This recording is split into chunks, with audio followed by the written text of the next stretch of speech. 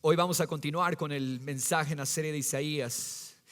Y hay una verdad que si usted la abraza, hay libertad garantizada para aquel que permanece en la palabra del Señor. Este mensaje le hemos puesto el Mesías, un retoño sobrenatural. ¿Sabe usted qué es un retoño? ¿Qué es un retoño? ¿Saben qué es un retoñito? Sí. Javi es ingeniero agrónomo. ¿Qué es un retoño? Es un brote nuevo en la planta, ¿verdad? Es un brote nuevo.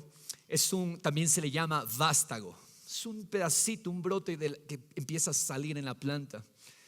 Y la palabra utiliza esa figura para Jesús, el Mesías. Por eso le hemos puesto este mensaje, el Mesías, un retoño sobrenatural. Y hemos llegado a Isaías 11. Vamos a Isaías 11 y capítulo 12. Vamos a ver estos dos capítulos, Isaías 11 y 12. Y ustedes dirán, pero bueno, Pastor Diego, el último capítulo que vimos fue Isaías 9. El 10, no se preocupe, lo vamos a ver en mensajes posteriores, cuando veamos cómo Dios juzga a los enemigos de su pueblo. El capítulo 10 de Isaías es acerca del juicio sobre Asiria. Lo vamos a dejar porque vamos a ver todos los enemigos de Dios y de su pueblo, cómo son juzgados más adelante. Vamos a Isaías 11 en esta mañana. Amén. El entendimiento nuestro es que fuimos llamados a reinar y gobernar. Somos reyes y gobernamos en esta tierra. Reyes y sacerdotes para el Señor. Fuimos llamados a mostrar la gloria de Dios. Eso es sobrenatural. Nuestra vida debe ser sobrenatural, nuestras familias, nuestros matrimonios, nuestra educación, cada área, cada cosa en nuestras vidas tiene que caracterizarse por ser sobrenatural, porque fuimos llamados a reinar. Romanos 5:17 dice: si por la transgresión, por el pecado de un hombre, a todo el mundo vino la muerte, mucho más reinarán en vida por medio de uno. ¿Cuál es ese uno? Jesucristo, los que reciben la gracia y la justicia. Aquellos que hemos recibido la gracia, el perdón del Señor, aquellos que hemos recibido su justicia, es decir, fuimos declarados justos y perdonados por la sangre de Jesús, dice la palabra, ustedes fueron llamados a reinar. ¿Qué significa reinar? Reinar significa que en todas las áreas de mi vida no soy vencido por lo malo, sino con el bien venzo. Es lo que dice la palabra. En todas las cosas somos más que vencedores por medio de Él. Éxodo 19:6 es otro pasaje que nos habla acerca de reinar. Y quiero que usted vea esto, porque a través de toda la palabra, Dios preparó un pueblo para reinar. Dios es llamando un pueblo para reinar. Esa es la línea de la revelación bíblica, de Génesis, Apocalipsis. Éxodo 19:6, cuando Dios libera a Israel, mire lo que le dice: ustedes serán para mí un reino. Ustedes serán para mí un reino de sacerdotes y una nación santa. ¿Qué es lo que Dios quiere de nosotros? Quiere que reinemos. Dios quiere que gobernemos. Dios quiere que gobernemos en nuestras vidas, en nuestros corazones, pero no con la suficiencia o la sabiduría humana, dejando que sea Cristo tomando decisiones, dejando que sea su palabra la que nos dirija. Cuando tu vida es dirigida por su palabra, entonces tu vida reina, tu vida gobierna. No eres común y te empiezas a escuchar, tus compañeros de trabajo te dicen: tú eres diferente, tú no eres igual, tú no eres igual al resto. ¿Por qué? Porque ellos ven en ti algo sobrenatural, porque estás reinando. Cuando la gente se sorprende de nuestros negocios hechos con rectitud y honestidad, eso no es común hoy en día. Y la gente observa eso y dice: hay en ti algo diferente. Y muchos no lo dirán, pero observan. ¿Por qué? Porque estamos y fuimos llamados a reinar y a gobernar. Primera de Pedro dice: ustedes como piedra vivas, Primera de Pedro 2:5, sean edificados como casa espiritual para un sacerdocio santo, apartado. Dios te llamó a que tu vida no sea común, sino sobrenatural, apartada. ¿Qué significa el término sobrenatural? Significa no es común. Lo natural es que tengas los mismos problemas que el mundo tiene. Lo natural es que tengas los mismos problemas matrimoniales que tus amigos tienen.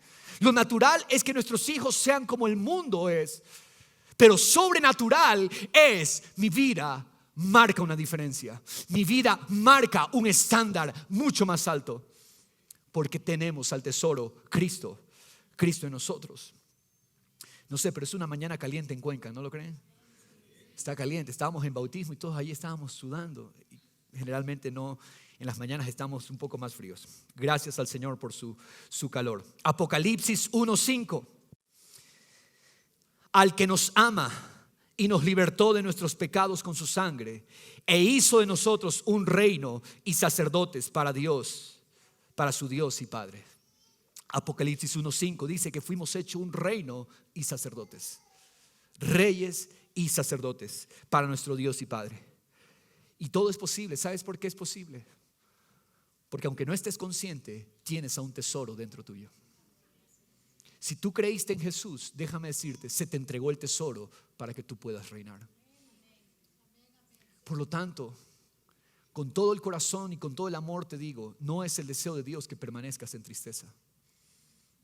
No es el deseo de Dios ni la voluntad de Dios que tú permanezcas en dolores, en resentimientos, en amarguras.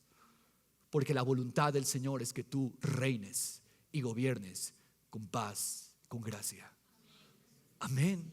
Ese es el deseo y esa es la voluntad de Dios. Romanos 12:21 dice, Romanos 12:21, no seas vencido por el mal, sino vence con el bien el mal. La clave para vivir nuestra vida cristiana poderosa es usar el bien que llevamos dentro y vencer con ese bien el mal. Ese bien te lleva a vencer sobre toda calamidad, todo estrés, todo afán, toda ansiedad, toda enfermedad. Tienes el bien, vence el mal con el bien que tienes dentro. Así es, porque somos ciudadanos y embajadores de un reino con valores eternos. Y te estoy hablando esto porque estamos todos con la expectativa de un nuevo año que comienza.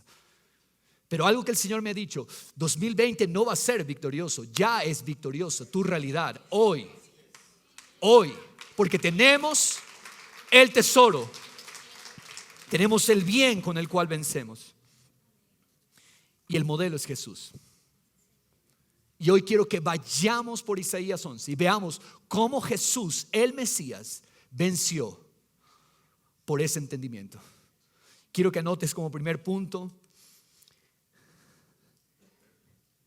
este retoño, el Mesías, tuvo un comienzo sobrenatural. Dilo, comienzo sobrenatural. Comienzo sobrenatural. Isaías 10 terminó declarando, no lo hemos visto, pero los últimos versículos, si usted los lee, el versículo 33 y 34 de Isaías 10, declara que Asiria, el enemigo que Dios utilizó como instrumento para castigar la iniquidad de su pueblo, ese enemigo se volvió como un árbol altivo, se volvió orgulloso y lo compara con un árbol de gran estatura. Eso es Asiria, un árbol elevado por su orgullo. Él no sabe, Asiria no sabe y entiende que el poder que tiene aún Dios se lo dio. Y Asiria era un instrumento en las manos de Dios para ejecutar los juicios de Dios. Pero Asiria se enorgulleció pensando que su fuerza, su poder lo había llevado a ese nivel. Y Asiria es un árbol elevado, alto, altivez, sinónimo de orgullo. Pero empezamos a leer Isaías 11 y mira lo que vamos a ver. Vamos a darnos cuenta que Isaías 11 presenta a un pequeño brote. En contraste a un árbol altivo, orgulloso, Isaías 11 dice, y brotará un retoño del tronco de Isaí. ¿Qué es un retoño? Es un pequeño brote. Un vástago. ¿Qué es un vástago? Es una ramita tierna. Y un vástago de sus raíces dará fruto. ¿De quién está hablando? Está hablando de Jesús, el Mesías. Un retoño es una pequeña rama que surge de la planta. Pero déjeme decirle, cuando usted lo ve el retoño, usted va a la planta y ve ese retoño, no hay nada grandioso en ese retoño al ojo natural. Pero déjeme decirle, ese retoño chiquito lleva la esencia de la planta y llegará un tiempo donde ese retoño va a dar fruto. Tú lo ves chiquito, pero ese retoño lleva toda la esencia para vencer y llevar fruto. Ahora, ¿quién es este retoño del tronco de Isaí? Porque dice un retoño del tronco de Isaí. Sabemos que es Jesucristo. Ahora, ¿por qué Isaí? ¿Quién era Isaí? Isaí era el padre de David, el rey David. Recuerden que Jesús viene de la ascendencia de la tribu de Judá, la tribu del rey David, de la familia de David. Es decir, un ancestro de José y María. ¿Quién fue? David. Entonces Isaías está profetizando 700 años antes de que esto ocurra, 700 años antes de que el Mesías venga. Isaías está profetizando, va del tronco de Isaí, es decir, de la genealogía de Isaí, padre de David, va a salir un retoño, un brote. Este retoño, este brote será de la casa de David. Pero es interesante notar algo. ¿Por qué el profeta dice Isaí y no dice David? Dice, brotará un retoño del tronco de Isaí y no David. En otras partes de la Biblia vamos a ver que se dice, por ejemplo, Gabriel, el ángel Gabriel, cuando se apareció a María, le dijo, el hijo que es concebido hoy en tu vientre será grande, hijo del Altísimo, y a él se le dará el trono de su padre David. En otras partes de la escritura se dice Jesús es hijo de David, pero en esta escritura no se lo asocia con David directamente, sino con el padre de David. ¿Por qué razón? Con Isaí. La razón es muy importante, porque Isaí representa el humilde comienzo de David. El término David es fácil asociarlo con gloria, la gloria de este rey que fue exaltado por Dios. Pero la casa de Isaí, antes de la gloria de David, era una casa de baja posición. La casa de Isaí era una casa humilde. Y nosotros sabemos que Jesús el Mesías nació en un hogar muy modesto, un hogar humilde, sin vanidad. El testimonio de Lucas, que lo vimos la semana pasada, en 2:22, dice que cuando los padres y el niño fueron al templo, porque ellos cumplieron con la ley, fueron al templo, los padres de Jesús y el niño lo llevaron al templo para la purificación de ellos y para la circuncisión de Jesús. Dice que ellos llevaron un par de tórtolas. ¿Por qué un par de tórtolas? La ley decía que todos tenían que llevar un cordero. Pero en el caso de las familias pobres o las familias de escasos recursos, ellos podían llevar tórtolas o pichones. Entonces vemos que José y María, ¿qué llevaron? Justamente tórtolas. ¿Por qué razón? Esto nos dice que ellos no podían comprar un cordero y representa que el hogar de ellos era un hogar modesto, ¿sí? Un hogar sin vanidad. Este es el humilde comienzo de Jesús. Por eso dice, brotará un retoño del tronco de Isaí. ¿Me está siguiendo el pensamiento? Nos está diciendo, el Mesías tendrá un comienzo pequeño, pero será, escúcheme, sobrenatural. Escuchen, vamos a verlo aquí en la palabra. ¿Por qué dice crecerá como un retoño? Crecerá como un vástago, es lo que nos dice Isaías. ¿Por qué? ¿Sabes por qué? Porque Jesús, cuando nace como un bebé, como un niño, porque ese es el testimonio de la palabra, Él no vino como un adulto crecido, Él vino como un niño, un bebé. La señal que el Dios le dio a los pastores, encontraréis al niño envuelto en pañales. Este humilde comienzo de Jesús nos habla de que Dios se hace hombre exponiéndose a los malos tratos de hombres que puedan hacerle daño. El riesgo para Dios hacerse como un bebé y saber que puede estar expuesto, que está expuesto a, por ejemplo, un rey malvado como Herodes. Su vida corrió peligros. Sus padres tuvieron que defenderlo, llevarlo. Lo llevaron, cogieron y escaparon a Egipto.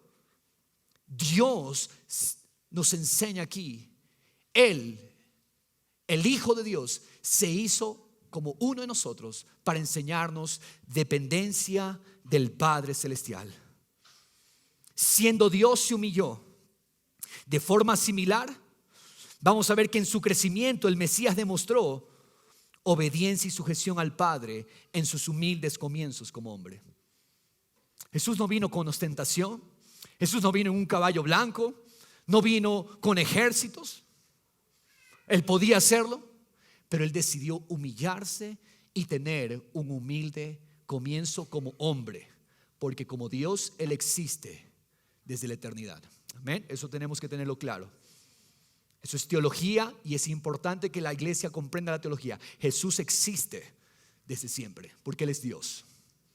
Pero él se encarnó para cumplir una obra. Y en esa encarnación él escogió un humilde comienzo. Diga conmigo, humilde comienzo. Humilde comienzo. Toda esta humillación en su vida temprana, toda esta humillación que él pasó, le preparó para ser exaltado como Rey Supremo. ¿Qué es humildad? Humildad no es pobreza económica, escúcheme. Humildad no es pobreza económica. Humildad es someterse al cuidado del Padre.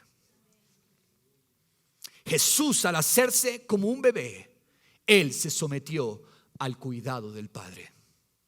Por eso dice Filipenses 2, él se humilló haciéndose hombre. Depender del Padre en su dirección, depender del Padre. Él como un niño tenía que depender de otros. ¿Un niño puede valerse por sí mismo? De ninguna manera. Y Jesús nos está enseñando dependencia en su humilde comienzo. Jesús se sometió al cuidado de su Padre eterno. Al hacerse como uno de nosotros, habitar en el peligro de este mundo. Y yo te quiero decir en este primer punto, no desprecies los comienzos pequeños. Iglesia, amigo, amiga que me escuchas hoy, no te preocupes por los comienzos pequeños, no los menosprecies, porque allí Dios se va a glorificar. Mira, en esos comienzos pequeños, tu fe está siendo probada para depender de Dios. Él permite comienzos pequeños para probar nuestros corazones. Hay un salmo, no lo leemos hoy, pero prometo traérselo ese salmo. Hay un salmo que David escribió en Belén, cuando David era un don nadie. Todavía no tenía la fama y la reputación. Y este salmo dice David que lo escribe: Señor, en Belén, cuando no había aplausos por las victorias que él tenía, donde no había reconocimientos, en ese comienzo pequeño, cuando él era un simple pastor de ovejas, decía: Señor, en ti está callada mi alma. Mi alma no se ha elevado a cosas vanas, porque David había aprendido el secreto del humilde comienzo. Los humildes comienzos, no los menosprecies. Y eso pasó con Jesús. Entonces él permite esos comienzos pequeños para ver dónde está tu corazón. Por ejemplo, y quiero hacerlo práctico, si Dios te provee de todo el gran capital que tú necesitas para empezar tu negocio, gloria a Dios. Pero si tienes que empezar desde cero, granito por granito, alégrate en el Señor, porque Dios se glorifica en los comienzos pequeños. Allí Él hace maravillas. Si Dios te provee, gloria a Dios. Pero no hay nada mejor que haber estado en todo el proceso y cómo Dios desde cero, Dios te va mostrando su fidelidad, proveyéndote. Si como joven o señorita tienes sueños de alcanzar cosas grandes, gloria a Dios. Solamente recuerda que Dios anhela que seas fiel ahora en las cosas pequeñas.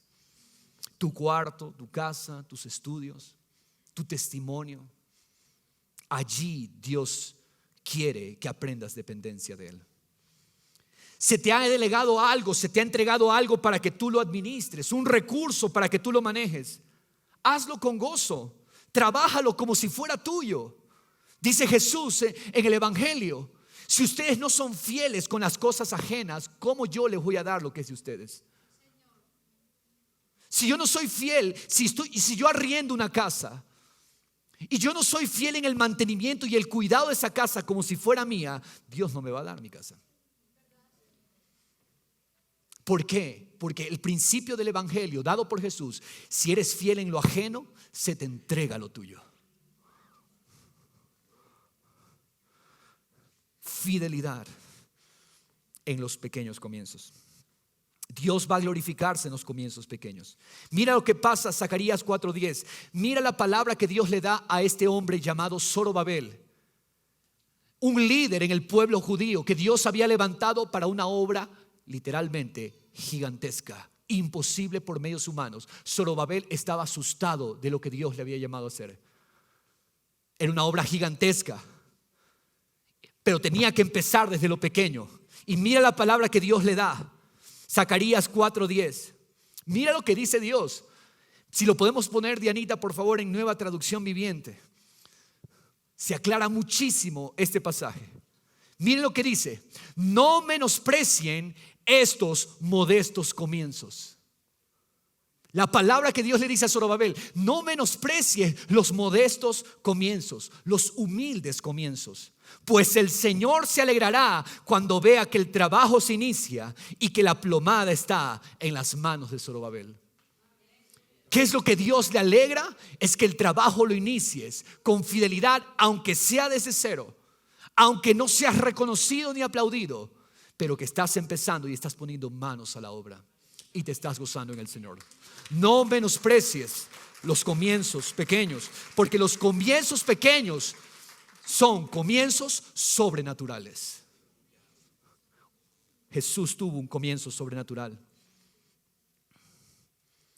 La dependencia del Señor está conectada. Entonces, si tú dependes en el Señor en el comienzo pequeño, entonces Él te capacita. Segundo punto: capacitación sobrenatural.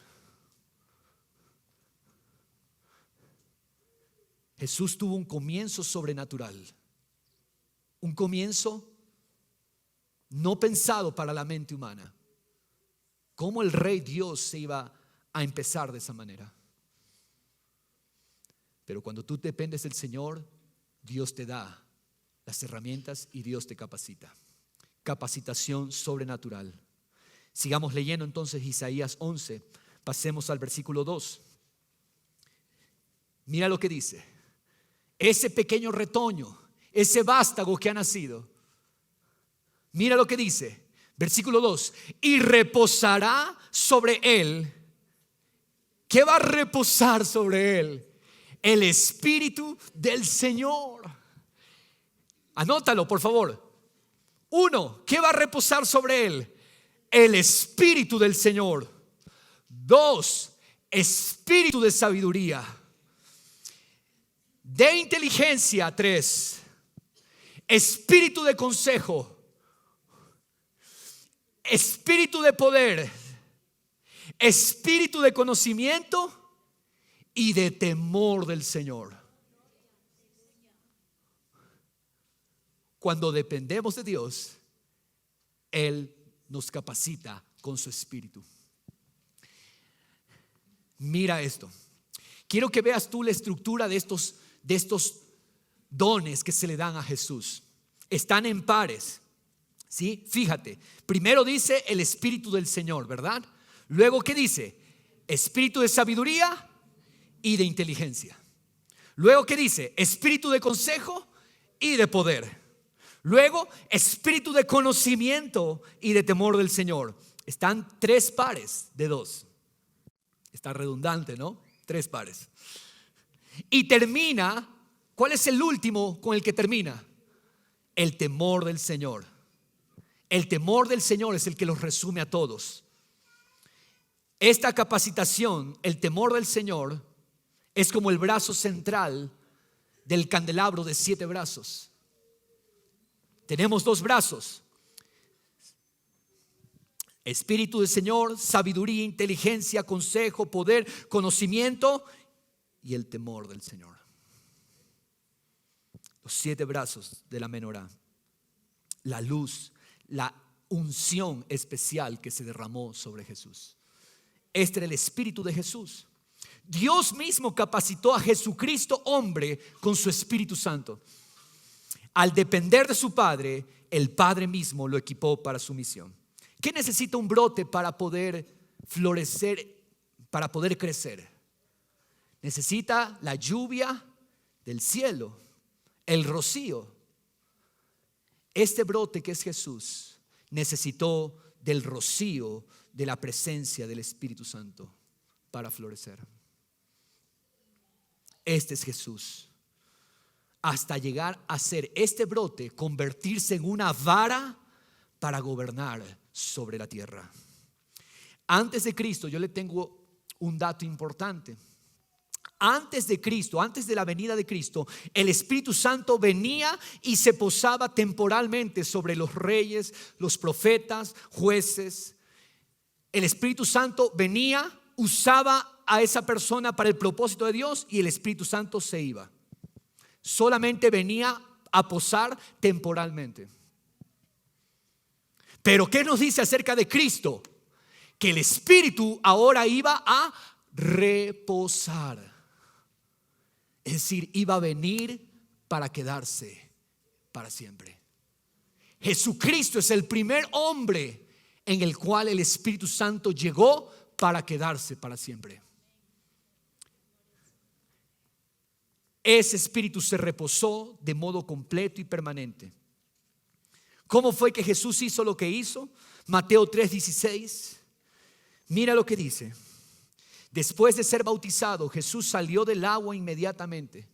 Y he aquí los cielos se abrieron y el Espíritu de Dios descendía como una paloma y venía sobre él.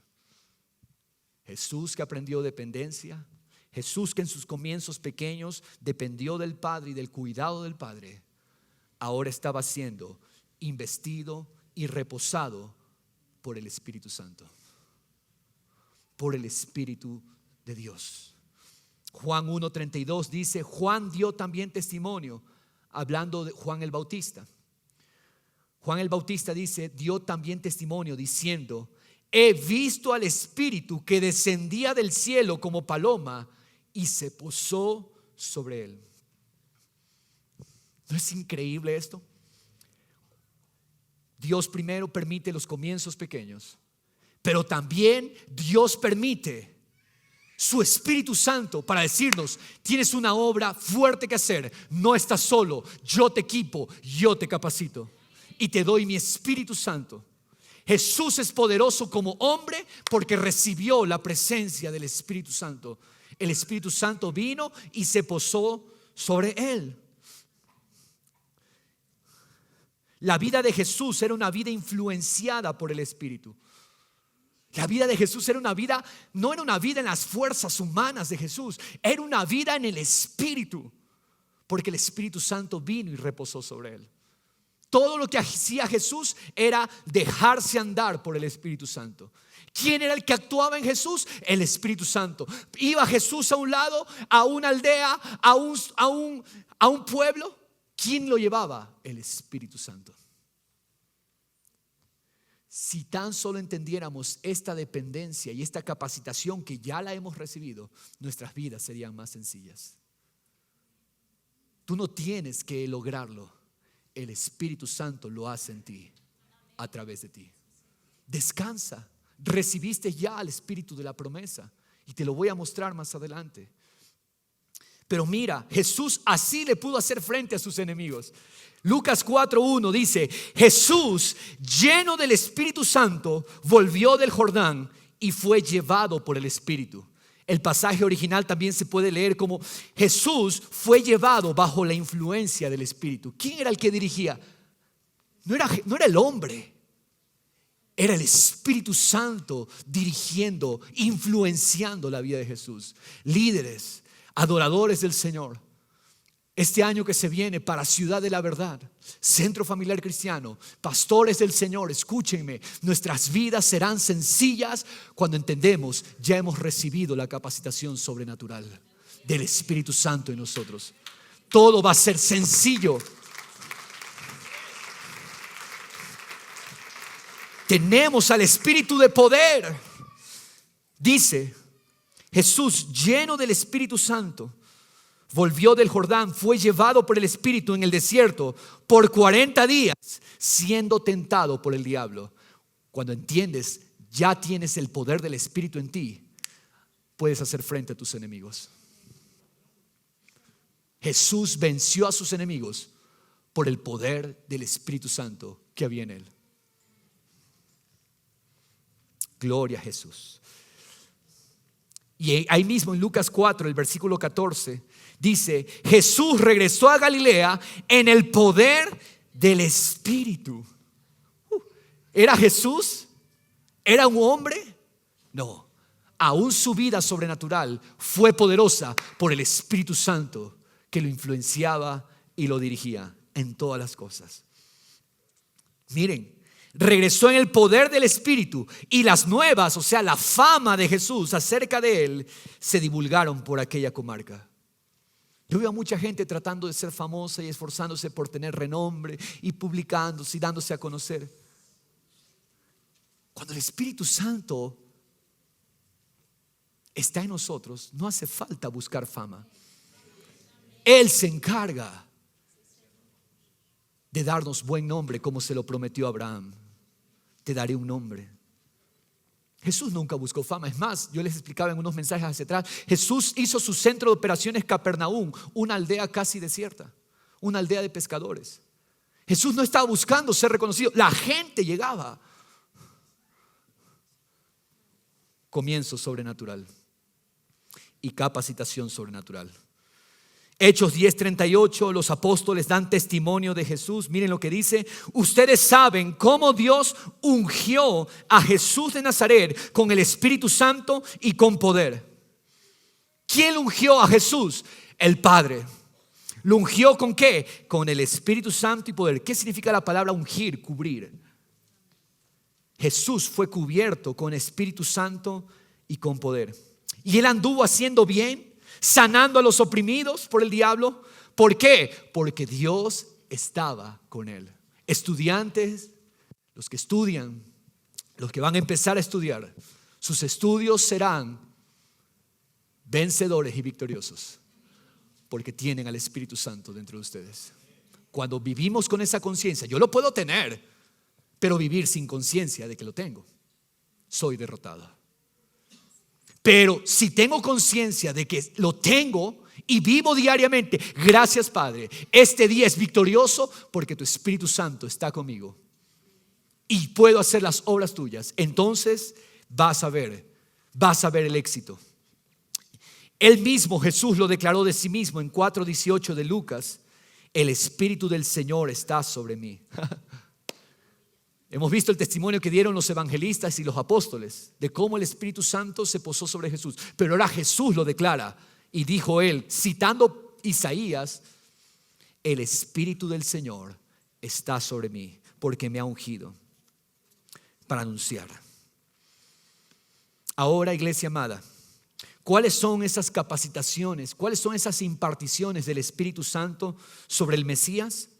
¿Cuáles fueron esas capacitaciones? Hemos leído: el Espíritu del Señor reposará sobre él. ¿Cuál es ese Espíritu? Es el Espíritu Santo. Es otro nombre para el Espíritu Santo. El Espíritu Santo de Dios manifestado en, y vamos a ver los pares: espíritu de sabiduría y de inteligencia. Este primer par, sabiduría e inteligencia, habla de cualidades intelectuales. Jesús era sabio e inteligente. Jesús es sabio e inteligente. La sabiduría de Jesús ya era notoria desde que era un niño. Él era un niño, estaba en el templo, 12 años, y la gente se admiraba de su sabiduría. Dice la palabra: Jesús crecía en sabiduría, en estatura, en gracia para con Dios y los hombres. ¿Sabes qué? Jesús es perfectamente sabio. Jesús conoce todas las cosas. Y Él lo mostró en su ministerio terrenal y también lo muestra en su ministerio hoy por nosotros y a través de nosotros. Dice 1 Corintios 1:30 que Jesús ahora ha sido hecho para nosotros sabiduría de Dios. Porque esa fue la impartición. El Espíritu Santo reposó sobre Él con espíritu de sabiduría. Inteligencia. ¿Qué es inteligencia? Inteligencia es aplicar los principios, es la habilidad de aplicar los principios en situaciones concretas. Yo recuerdo de pequeñito, mi mamá tenía una frase con nosotros: tú eres sabio, pero no eres inteligente a veces. Tú sabes mucho del Señor, pero no eres inteligente. ¿Por qué? Porque aunque tengo el conocimiento, no sé cómo aplicarlo. Inteligencia es la habilidad para aplicar la sabiduría.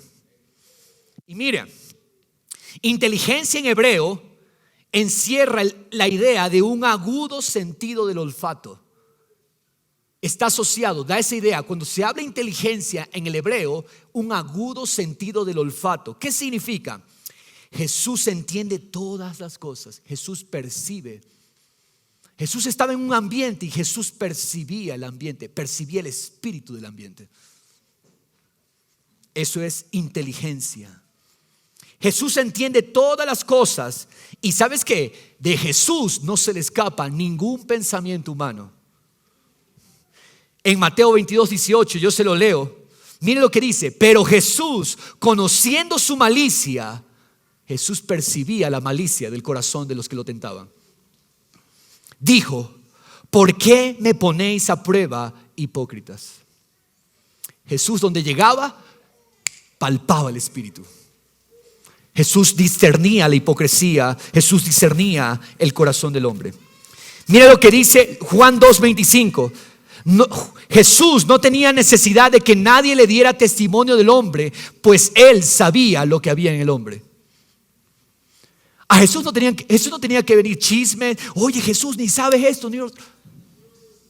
Jesús, sin que nadie le dijera nada, Él sabía los corazones. Y ese mismo espíritu está en nosotros. Esos son los dones del Espíritu Santo. Son los regalos del Espíritu para todos nosotros. ¿Cuál es el otro par? Primero, sabiduría e inteligencia. El siguiente par es consejo y poder. Las primeras dos, yo le dije, son cualidades intelectuales. Estas dos son cualidades administrativas.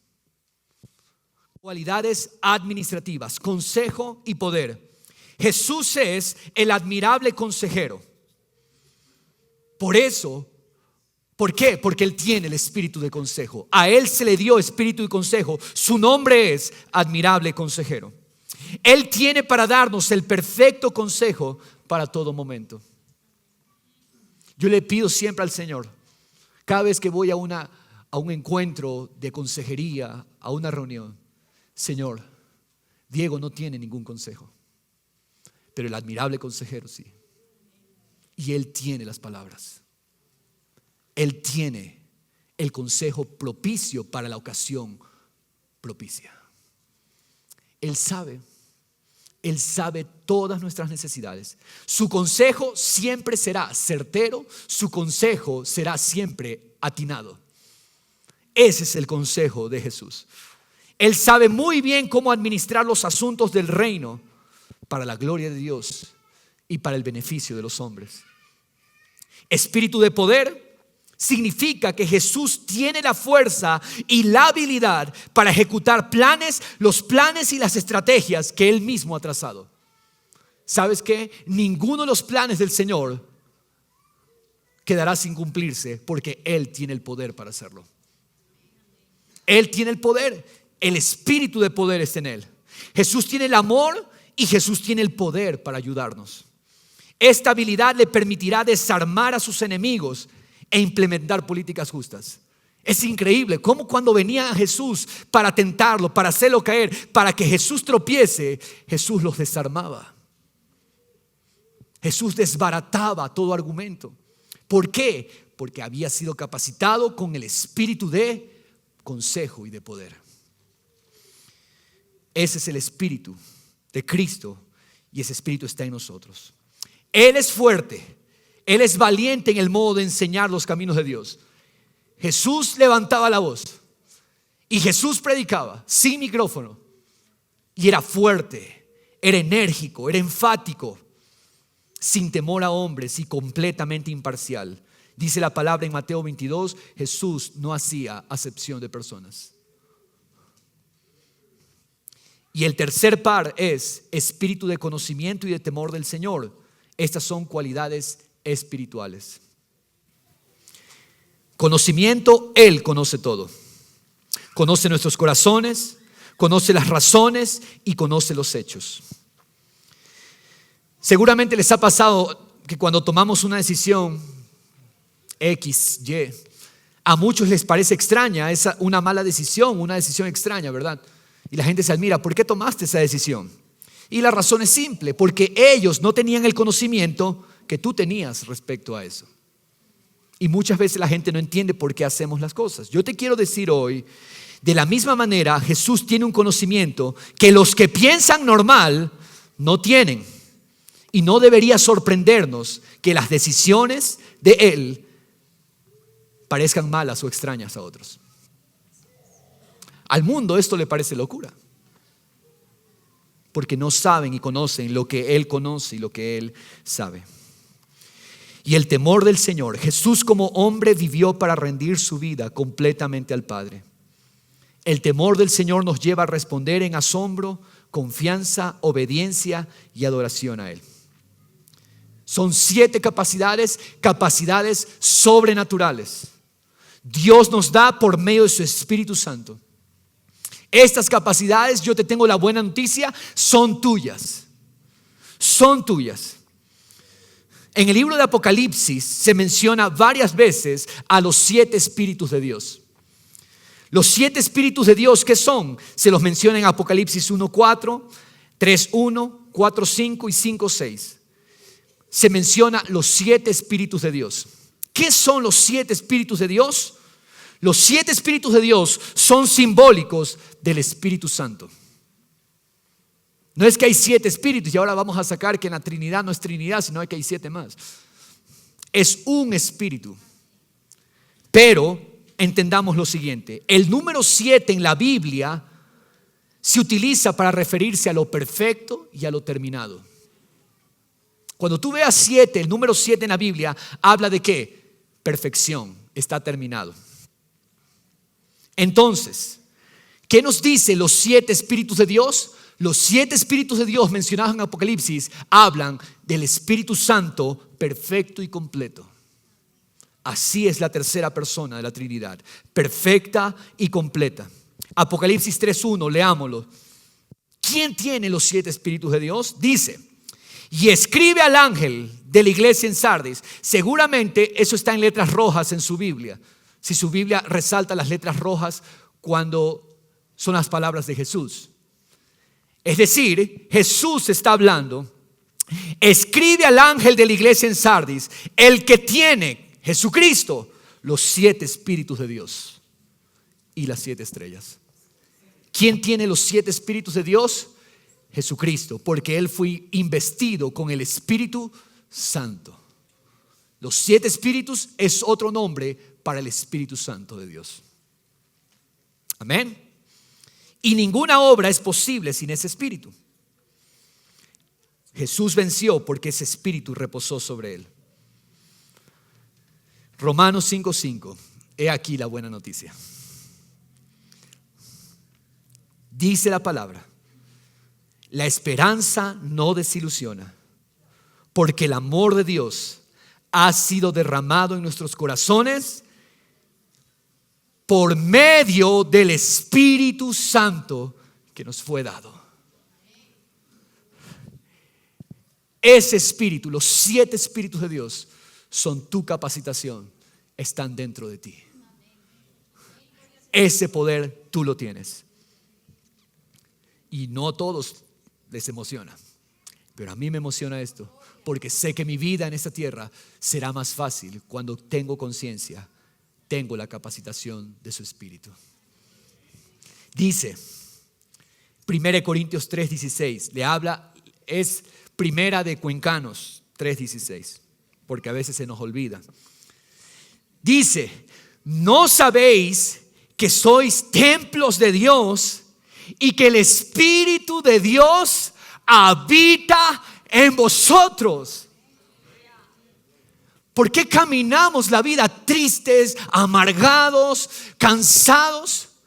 Cuando el sobrenatural Espíritu de Dios, los 7 Espíritus de Dios, habitan en nosotros por medio de ese Espíritu Santo. Ya hemos recibido esa capacitación sobrenatural. Ninguna obra es posible por otros medios. Quiero leer esto por algunos, pensaba saltarlo, pero quiero leer esto porque yo sé que esto va a inspirar a muchos.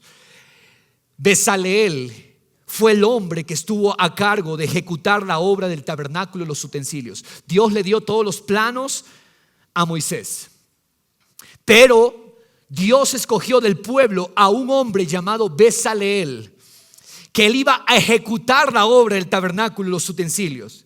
Pero este hombre fue capacitado con el Espíritu del Señor. Miren cómo capacita el Espíritu de Dios. Éxodo 35:30 dice: Moisés dijo a los hijos de Israel: miren, el Señor ha llamado por nombre a Bezaleel, hijo de Uri, hijo de Ur, de la tribu de Judá. ¿Y qué dice? Y lo ha llenado del Espíritu de Dios en sabiduría, en inteligencia, en conocimiento y en toda clase de arte. ¿Quién capacita para hacer las obras de Dios? Su Espíritu Santo que habita en nosotros. Él nos capacita. Amén. ¿Para qué? Mire lo que dice la palabra. Para elaborar diseños. En otras palabras, para diseñar. Para trabajar en oro, en plata, en bronce, en el labrado de piedras, para engaste, en el tallado de madera y para trabajar en toda clase de obra ingeniosa. ¿Quién capacita para hacer todo eso? El Espíritu de Dios. Para diseñar, diseñadores, para diseñar, amén, aleluya. También dice, le ha puesto en su corazón el don de enseñar. No solamente que el Espíritu Santo te da las habilidades, también te enseña cómo ser maestro para otros, cómo educar a otros. Hey, papás que están haciendo educación en casa, el Señor con su Espíritu Santo nos capacita. El Señor mismo nos da las habilidades para educar a nuestras familias, a nuestros hijos. Pastores, líderes del cuerpo de Cristo, Dios mismo nos da la capacidad para educar a nuestros discípulos. Tanto a él, ¿qué más dice la palabra? Tanto a él como a Oliab, hijo de Ahisamac, de la tribu de Dan. 35, los ha llenado de habilidad, sabiduría de corazón, para hacer toda clase de obra de grabador, de diseñador, de bordador en tela azul, en púrpura y en escarlata y en lino fino y de tejedor. Capacitados para toda obra y creadores de diseños. El Espíritu de Dios lo hace. Ese es el Espíritu del Mesías y ese es el Espíritu que nos ha sido dado porque el Mesías está dentro de nosotros. ¿Cómo vamos a vivir desarmados? Esas habilidades son para hoy. ¿Qué gran obra te has planteado para este nuevo año?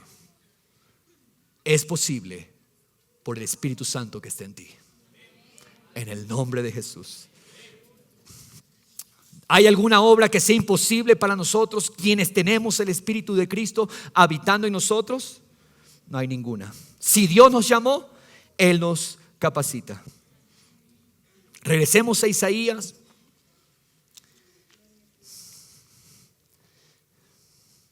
Dice el versículo 3, la segunda parte. Él no juzgará por lo que vean sus ojos.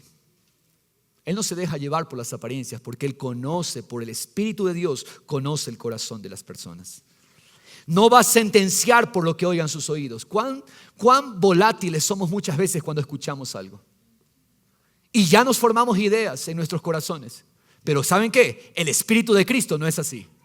El Espíritu de Cristo no juzga por lo que mira y no juzga por lo que oye, porque Él discierne lo profundo y lo que es invisible a los humanos, sino que juzgará al pobre con justicia, fallará con equidad por los afligidos de la tierra, herirá la tierra con la vara de su boca y con el soplo de sus labios matará al impío. La justicia será ceñidor de sus lomos, la fidelidad será ceñidor de su cintura.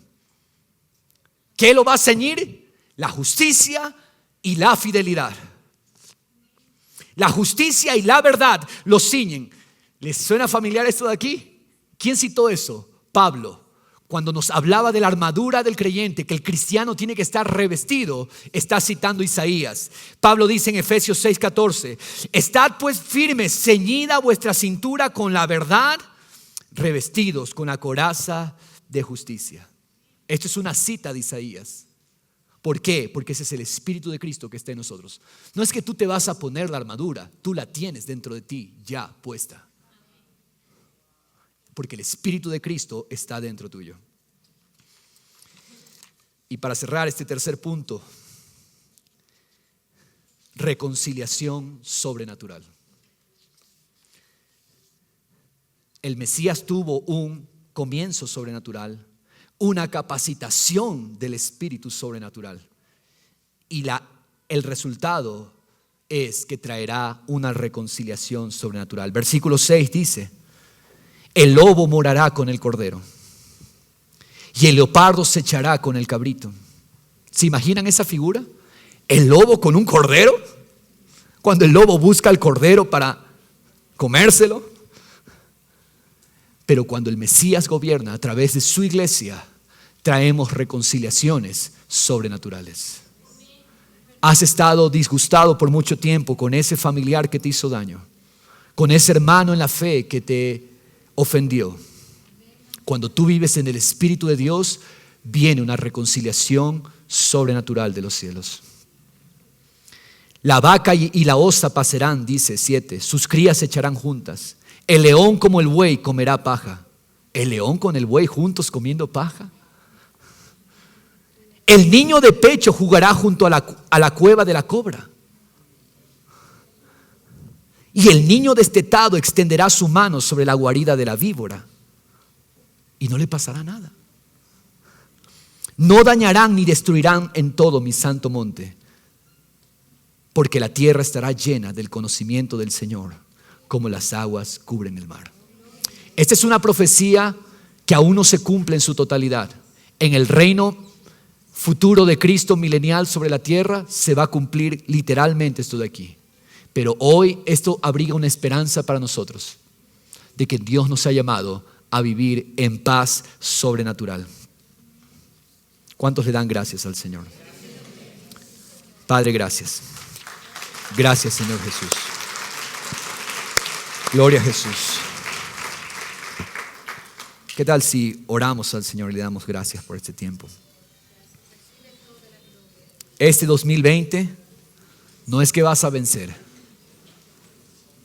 El Espíritu Santo está en ti. Ya tienes el poder. No pidas algo que ya te fue dado. Juanchito. Oh Padre. Y yo le dije que Isaías 12 lo íbamos a ver. No se asuste porque Isaías 12 es un versículo corto. Nos vamos a poner de pie y es un capítulo corto y lo vamos a declarar juntos como iglesia. ¿Qué es Isaías 12? Isaías 12 es un cántico, es una canción. Es la canción al ver a nuestro Rey Mesías gobernando y reinando. Es la canción con la que todos se alegran cuando sabemos que nuestro Rey está en el trono gobernando y que su Espíritu está dentro tuyo. Amigo, créelo, el Espíritu Santo está dentro de ti. Él te capacita para hacer las obras de Dios. Jesús lo dijo: yo voy al Padre, y el que cree en ese hecho, ese hará mayores obras que las que yo hice, dijo Jesús. Isaías 12 En aquel día dirás, vamos a leerlo si lo ponemos en la pantalla. Vamos a decirlo con gozo. Te doy gracias, oh Señor, porque aunque estabas airado conmigo, se ha apartado tu ira y me has consolado. He aquí, Dios es mi Salvador. Confiaré y no temeré, porque mi fortaleza y mi canción es el Señor Dios. Él ha sido mi salvación. Con gozo sacaré agua de los manantiales de la salvación. Y diremos, dad gracias al Señor. Denle gracias al Señor. Dile gracias, Señor. Gracias, Señor. Invocad su nombre. Clama su nombre. Hagan conocer entre los pueblos las obras del Señor. Hagan recordar que su nombre es enaltecido. Di conmigo, cantemos alabanzas al Señor, porque Él ha hecho cosas maravillosas. Se ha conocido por toda la tierra. Clama y grita de júbilo, habitante de Sión, porque grande es en medio de ti el Santo de Israel. Aleluya.